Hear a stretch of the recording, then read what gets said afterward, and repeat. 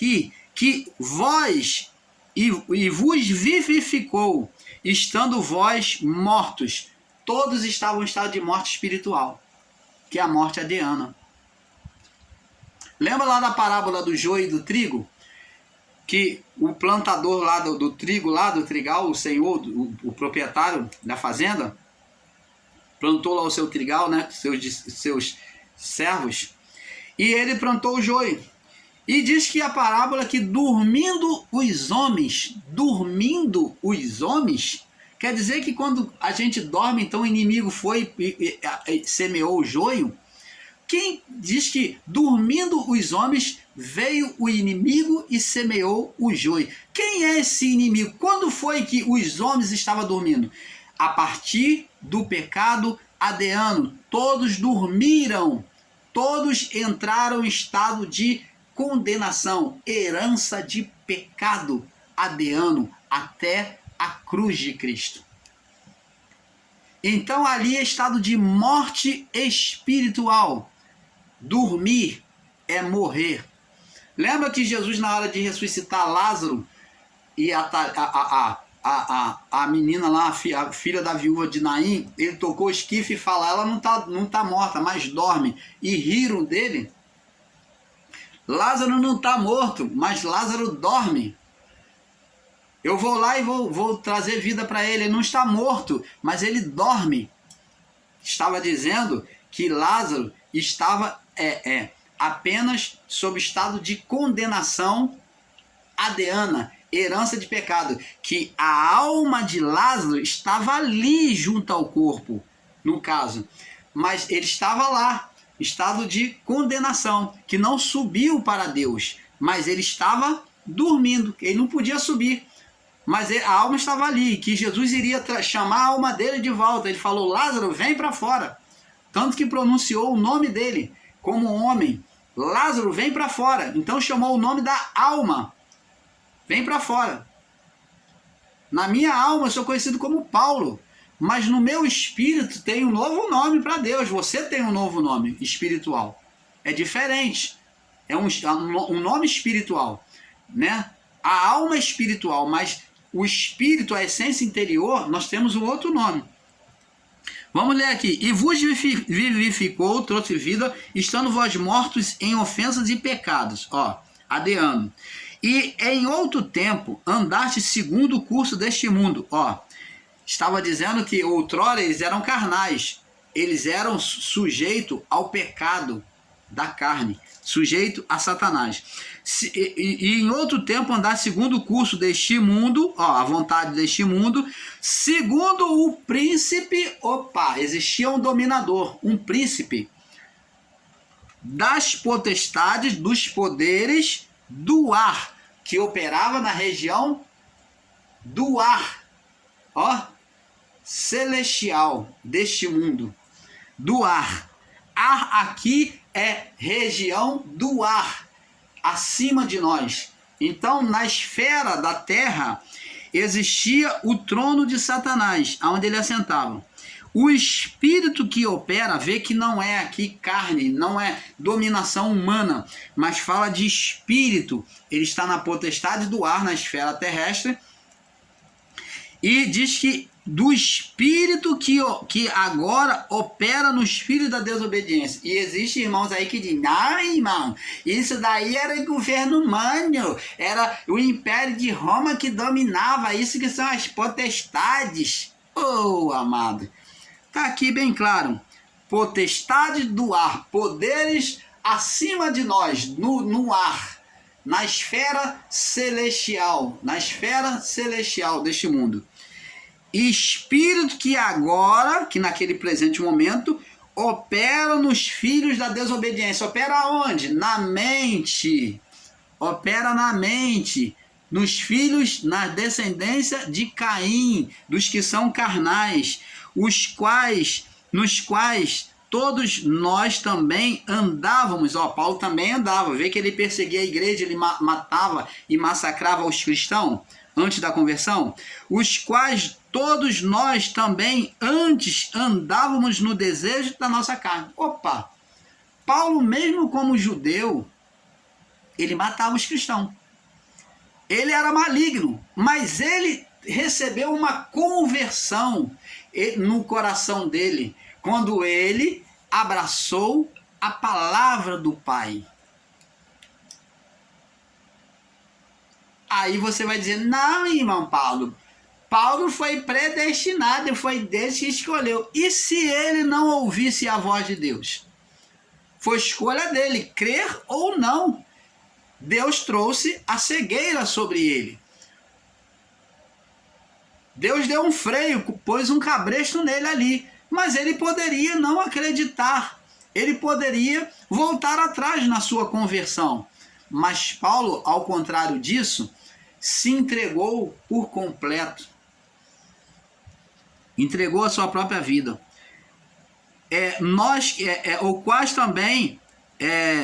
Os quais também, todos também andávamos nos desejos da nossa carne, olha, se incluindo, fazendo a vontade da carne e dos pensamentos, e éramos por natureza filhos da ira, como também como os outros também. Então Deus nunca escolheu, todos eles eram filhos da ira, mas se converteram à palavra de Deus, ouviram e creram na palavra de Deus, entregaram seus corações à palavra de Deus.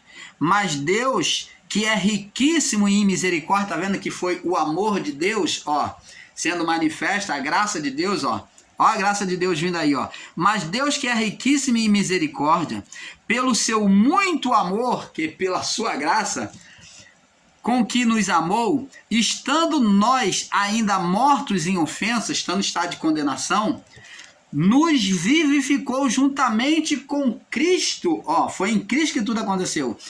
Pela graça sois salvos, pelo seu grande amor, pela graça manifesta no Filho, é que nós fomos salvos. Agora a graça manifesta, ela foi apresentada, ela foi sinalizada desde o início da criação, a partir do pecado de Adão. Mas agora em Cristo, ela é manifesta, pela graça sois salvos. E nos ressuscitou juntamente com ele. Aqui é que vem o grande equívoco de entendimento dos nossos irmãos em graça. E nos vivificou juntamente com ele,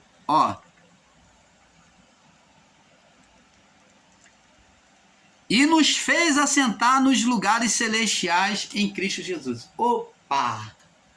Aí é que vem a complicação. O que são esses lugares celestiais em Cristo Jesus? Explica para nós, meu irmão. Existem irmãos aí em graça que está ensinando que os lugares celestiais em Cristo Jesus, não, irmão, é na mente do homem. Esse é o lugar assentado. Ora, você está até em parte certo, mas esse lugar que Deus nos fez assentar em lugar celestial, esse lugar celestial que Deus nos fez assentar, é por meio do espírito humano. Jesus, ele falou para os discípulos, olha, eu tenho que ir para o meu Pai e eu vos vou preparar lugar. Se eu não for, ele não virá para vós. Quem é o lugar que Deus foi preparar? O Espírito Santo. Preste atenção. Adão foi retirado e a sua mulher foi retirada a partir do pecado, foi retirado do lugar celestial, do Éden. E agora em Cristo, Adão, que trouxe morte espiritual e foi retirado do lugar celestial, agora em Cristo, Cristo vem trazer vivificação, segundo Adão vem trazer vida no espírito, onde os espíritos estavam mortos, apagados. Agora Cristo vem trazer vida e vem o quê? Nos colocar no lugar celestial. O que é o lugar celestial? O Espírito Santo. A glória de Deus trazer de novo as vestes reais sobre nós. Este é o lugar celestial, porque o lugar celestial, na verdade, está dentro de nós, como Jesus disse. Não direi acerca do reino, ele está aqui, ou ele está ali, o reino, o lugar celestial, não está aqui, não é ali, não é aqui, mas o lugar celestial está dentro de vós. Então o lugar celestial é o próprio Espírito de Deus que traz a manifestação do reino de Deus a nós. Este é o lugar celestial, demonstrando que o espírito humano agora, ele não está apagado, mas ele agora recebeu o lugar celestial, as vestes real. Quando o homem morrer neste corpo agora, ele agora tem uma direção direta para o Pai, porque ele já tem o lugar celestial. O Espírito irá conduzir ele aos céus. Você está entendendo, amado? Então esse lugar celestial, ele não é só nos céus, mas ele é primeiramente em nós por meio do Espírito Santo. Por isso que Jesus falou, vos vou preparar lugar. Se eu não for, o Espírito Santo não virá. Então o Espírito Santo, ele que traz o lugar celestial, a morada do nosso espírito no Espírito Santo. Esse é o lugar. Agora, o nosso espírito tem um lugar para morar. Ele não vai ficar mais em prisão. Ele não vai ficar mais no seio de Abraão. Ele não vai ficar, que era a prisão dos santos. E o ímpio ia para o abismo. Agora, o nosso espírito vai direto para o Pai. Depois desta vida, vai direto para o Pai. Então, esse lugar celestial, ele nos preparou, ele nos fez assentar em lugares celestiais. Por quê? O reino de Deus é a manifestação de Deus. Por meio do Espírito Santo, eu tenho essa comunhão com Deus e eu estou em vários lugares. Eu faço o transporte da minha vida pela oração. Estando aonde quer que eu esteja, Deus está manifesto na minha vida, na sua vida. Esse é o lugar celestial, que é a manifestação do Espírito Santo, é a morada do Espírito Santo em você. É as vestes reais sendo colocado, que você agora está no lugar celestial. Você está entendendo, amado? Para mostrar ele nos ressuscitou, nos vivificou juntamente com ele e nos fez assentar nos lugares celestiais em Cristo Jesus, tá vendo? Para mostrar nos séculos vindouros as abundantes riquezas da sua graça,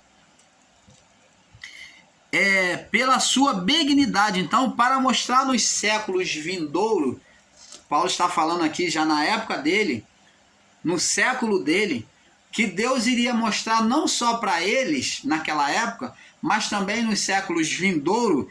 Isso engloba o nosso século e os outros séculos que virão.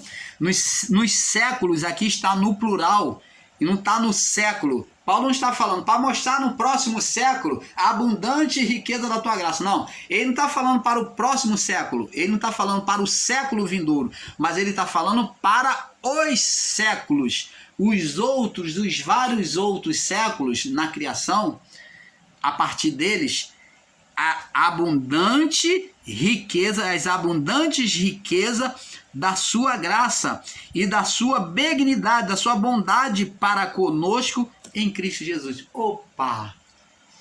Paulo está falando que agora, por meio da graça em Cristo Jesus, retirado da carnalidade, da obediência à carne, vivendo como pessoas espirituais, nós vamos vamos poder provar da abundante graça de Deus, das abundantes riquezas por meio do favor de Deus, que é a manifestação do reino de Deus na nossa vida, aonde o favor de Deus, o poder de Deus se manifesta nos favorecendo, mostrando a salvação de Deus em meio às dificuldades. Enquanto nós vivemos nesta vida, Deus vai estar sempre se manifestando a nós o seu favor. Ele vai estar reinando sobre nós. Isto é reino de Deus, a manifestação do Espírito Santo. E ele disse, pela graça sois salvos. Então a salvação, ela agora viria a nós o favor de Deus. Quando falamos de salvação, está falando de favor imerecido de Deus. Pela graça sois salvos. É por meio do amor imerecido. Ó, pela graça sois salvos, mas por meio de quem? A graça só iria alcançar quem? Por meio da fé. Só quem tem fé. Pela graça sois salvos, mas por meio da fé. De você acreditar na palavra do Evangelho, de você se submeter à palavra do Evangelho. Isto não vem de vós. Ó, eu não tenho fé porque eu nasci com fé, eu tenho mais fé que meu irmão. A palavra diz que a todos foi dado a mesma medida de fé. A mesma medida de fé. Agora, a fé, ela é exercitada. Uns têm mais fé que os outros. Uns têm fé para comer carne e outros para comer legume. Um tem mais fé que o outro porque um exercita mais a sua fé que o outro. Mas a medida de fé é a mesma. E é por meio dessa mesma medida de fé, eu posso alcançar a fé do meu irmão e ultrapassar a fé do meu irmão. É só eu exercitar, só me lançar sobre a palavra, a confiança em Deus. A fé não vem de nós mesmos, não é capacidade do homem. A fé é dom de Deus. Por isso que Jesus, para abrir a fé dos incautos, dos incrédulos, ele exercitou sinais e maravilhas para despertar a fé. Por isso que Jesus curava de forma visível, libertava, fez sinais e maravilhas para que os discípulos e aqueles que vissem despertassem a fé deles, que é mostrando o amor de Deus, a graça de Deus sendo manifesto e por meio disso mostrando que a palavra de Deus era verdade, despertando a fé nele. Isto não vem de vós, é dom de Deus, tá vendo? Vem de Deus. Não vem de obra, não vem de merecimento, não vem porque você fez alguma coisa, né, da capacidade humana, mas para que ninguém se glorie. Né? A fé não vem da capacidade, mas a fé exercitada leva você a um crescimento de fé. As obras, a fé sem obra é morta. Então a fé, quando é exercitada, ela cresce. Entendeu? Mas não vem de obras. O início da fé, a semente da fé, não foi por nós mesmos, foi semente de Deus colocada em nós. Porque somos feituras suas, criados em Cristo para as suas obras, o qual Deus nos preparou para que andássemos nela, viu? Agora vamos para a parte falando sobre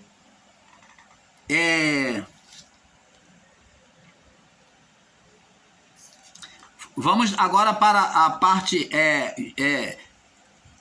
Efésios capítulo 2 no verso 15, diz assim em diante: e na sua carne, vamos ler aqui do verso 14, porque ele é a nossa paz, né? Efésios 2,14.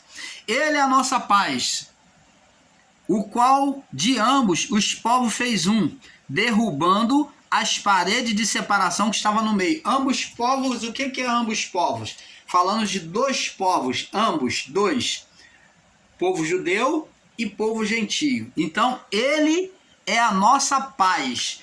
Porque não havia paz entre judeus e gentios, viviam em guerra. Um se achava superior ao outro, porque o judeu ele era consagrado a Deus, era propriedade peculiar do Senhor, de fato. Então ele condenava o gentio, e também Deus proibia pela lei deles conviverem juntos por causa dos costumes, né, da idolatria. Então tinha separação. Então agora ele é a nossa paz, que em Cristo vem unir, vem acabar com essa separação. Judeu e gentio agora vão ser unidos em Cristo. Ele é a nossa paz, ó, fez paz, sem agora um ser melhor que o outro, todos sendo aceitos da igual forma. O qual de ambos os povos, ó, de ambos os povos fez um, ó, fez um só. Agora é um só.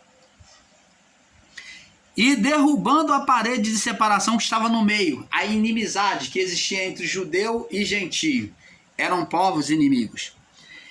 E na sua carne desfez a inimizade isto é, a lei dos mandamentos que consistia nas ordenanças, para criar em si mesmo dos dois um novo homem, fazendo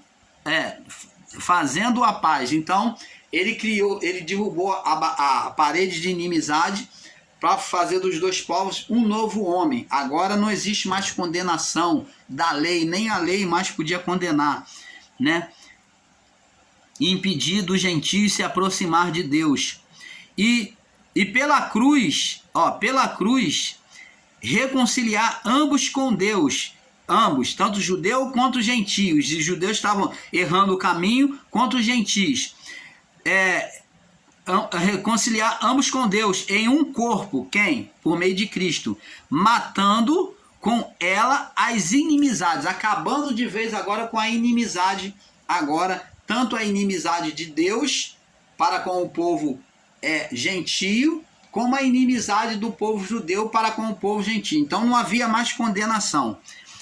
E vindo ele quem? Cristo, evangelizou a paz. Vós que estavas longe, a vós que estavam longe, separado de Deus, e aos que estavam perto, o povo judeu que se sujeitavam a Deus. Então ele agora veio trazer, ele evangelizou aos dois, tanto aos judeus como aos gentios. Jesus primeiramente disse: eu fui enviado senão as ovelhas perdidas da casa de Israel. Depois ele manda os discípulos evangelizar a todos, tanto os judeus quanto os gentios. Agora eles poderiam pregar para todos.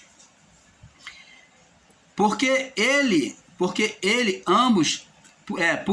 ambos temos acesso ao Pai em um mesmo Espírito. Então, por Cristo, em um mesmo Espírito, agora temos acesso ao Pai. Assim, já não sou estrangeiro nem forasteiro, mas concidadão dos santos, famílias de Deus. Opa! Agora houve uma adoção, tanto de judeu quanto de gentio, todos agora são famílias de Deus. Houve uma adoção. Aí cumpre-se a palavra: a todos quanto receberam, deu-lhes o poder de se tornarem filhos de Deus, herdeiros de Deus. Assim, já não sois estrangeiros, já não sois estrangeiro, estranho, né? E nem forasteiros, mas concidadão dos santos e família de Deus. Edificados sobre um fundamento. Agora, qual o fundamento? Edificados sobre o fundamento dos apóstolos. E existe, irmãos aí, ensinadores em graça, que despreza a doutrina dos apóstolos. Existe, irmãos aí em graça, ensinando aí que os profetas da palavra dele já não tem mais efeito. E o que está dizendo aqui? Edificados sobre os fundamentos dos apóstolos de Cristo e dos profetas, dos antigos. Então não podemos desprezar a palavra e os ensinos dos profetas. Aqui não está dizendo para desprezar, mas está dizendo que eles foram edificados e que nós seremos edificados também. Edificados sobre o fundamento dos apóstolos, dos profetas e de Jesus Cristo. Dos três: apóstolos, dos discípulos, apóstolos, profetas, o povo antigo, né, os profetas, e de Jesus Cristo, que é a principal. Então está dizendo que dos apóstolos e profetas, Cristo é o principal. É nele que devemos fazer o fundamento. O principal é a principal pedra da esquina, o principal fundamento da esquina dos ensinos do Evangelho.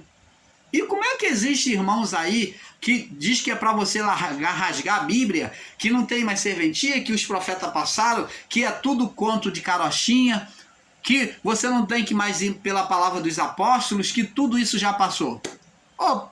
Aqui, será que eles estão lendo a mesma Bíblia que nós? Aqui está dizendo, edificados, eles ali estavam sendo edificados, o povo. Aqui já está falando para os séculos, né? A salvação para os séculos. Para mostrar, aqui, capítulo 2, verso 7. Para mostrar nos séculos vindouro, nos séculos, no plural, as abundantes riquezas da sua graça e a sua benignidade para conosco. Então, isso cabe a nós? Cabe.